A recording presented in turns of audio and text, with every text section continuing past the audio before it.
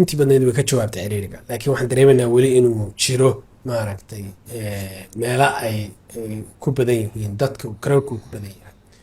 waxaan dejinay istiraatiijiyado qaybo kala duwan number 1 waxaan qaadanay inaan horta xarumaha badino oo waa wadnaa hadda bishii lasoo dhaafay October ilaa 4 xarumood oo dheeraad ah ayaan ku darnay magaalada caasimadda kaliya bishan lagu jiro waxaan rabnaa inaan ku darno 4 kale caasimadda waxaan kaloo rabnaa inaan furno ilaa 17 degmo oo maamul goboleedada ah marka